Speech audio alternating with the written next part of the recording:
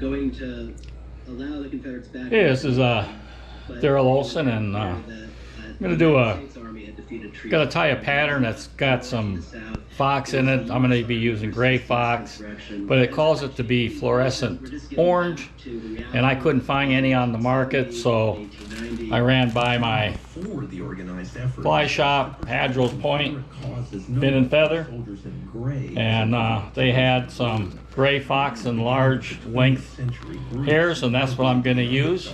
So we're going to talk about how to dye your own. First time I'm trying it, maybe it'll be a success, maybe it'll be a failure, but maybe you will figure out a better way. All right, we'll get right back to you. Right now I'm boiling decided to name those in the north for Union officers and those in the south for Confederates, preferably with wherever it is, right there. Clerical work. I think the fact that Boiling 4 cups of water, use the names of and I believe I'm going to put against the United States of America, 5 tablespoons. white supremacy, I went to Michael's and got some RIT. I know there's probably dyes that Confederacy and other groups. that are designed for fly tying, for dyeing flies, but I got the all-purpose because it's good for wool, cotton, you know, natural materials. And I'm going to be using Sunshine Orange, and it's I think it's 5 tablespoons. I'll have to double check, but that's the color I'm going to dye it. I couldn't figure a way to do fluorescent orange. I'm sure that's pretty bright to me, so we will give that a try, and I'll get started here in a little bit, back with you on how we're doing this. Yeah, I kind of double checked here. It's 5 teaspoons, not tablespoons, of RIT that I'm going to put in there. And the other thing I'll mention is, even though I'm buying, this is already commercial, be cleaned. I'm not going to worry about cleaning it.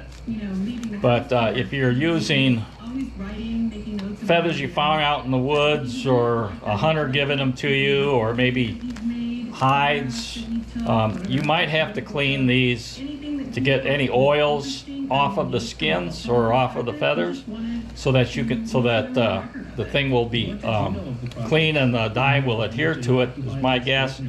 I am going to be adding a cup of vinegar also in with the boiling water, and then get it back to boiling. And the idea of the vinegar is going to help it stick to more of the wool, or to this hair maybe, and we'll see. If not, I got plenty of dye maybe to try it again. All right. See, in a little bit here, the water is starting to boil. All right, so the water is boiling. It's got to be at least above 140 for this to work, and I'll see if I can get it on there. I don't know if you can see that, but the water is boiling.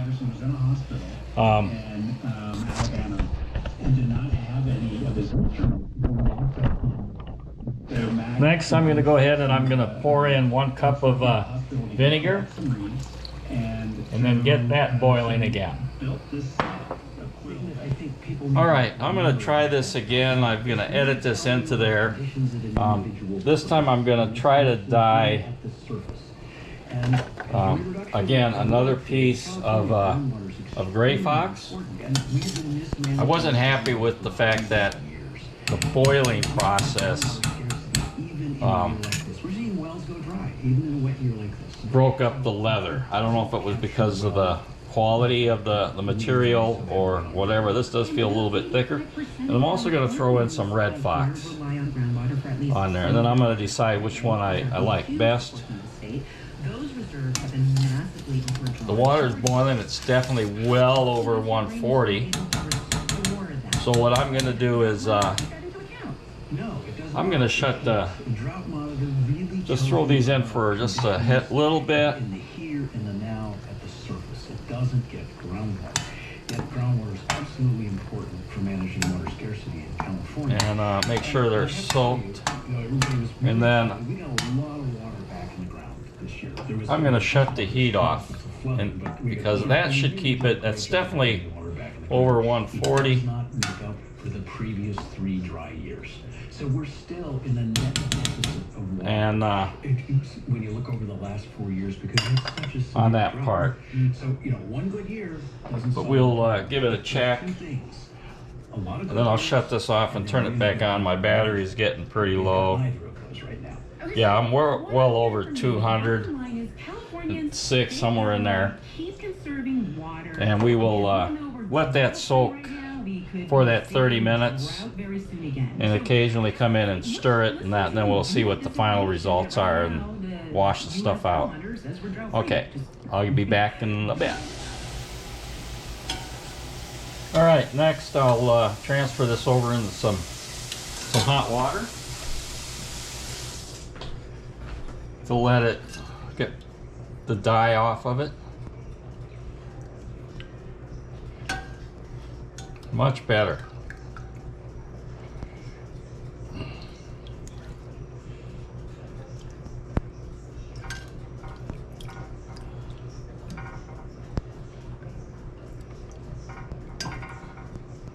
So there's what the red fox looks like.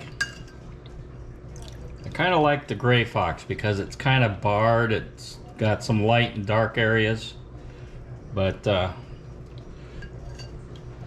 we'll move on to the next step. I'll rinse these off, and then I'll take it over to the sink to get rid of by squeezing out the dye and things like that. All right.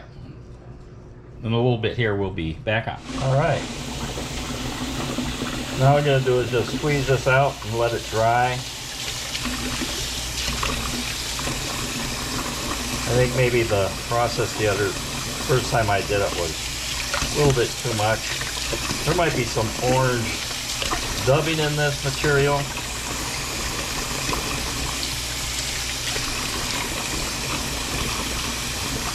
But yeah, that's the red fox.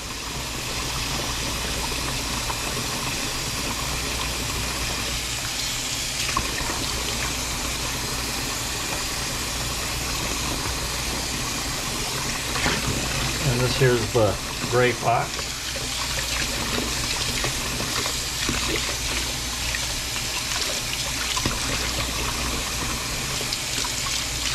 Still kind of digging that gray fox a little bit better.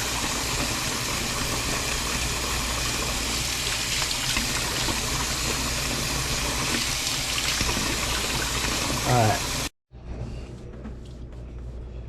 There's our two samples. I'm just gonna pat them dry.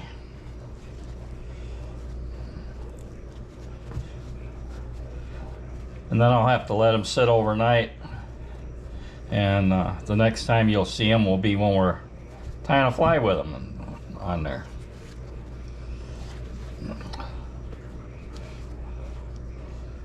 But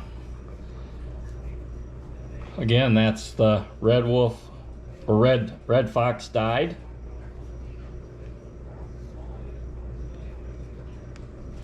And this is the gray fox. It's been dyed. You know, it'll dry out and then we'll straighten out the fibers in there and that. All right, I hope you found this tip interesting and that you will give it a try. If you want to ever dye your own, I'm a little lazy. I'll probably look for materials that are in those colors, but in this case the fox hairs were not available in orange or fluorescent orange or whatever color the recipe was calling for. And we'll be using this to tie up one of those salmon flies that for Project Healing Waters, and we'll see if how close I get to the interpretation of the instructor on that, so you guys can have a video to follow. All right, I'm Daryl, and we'll see you on the water.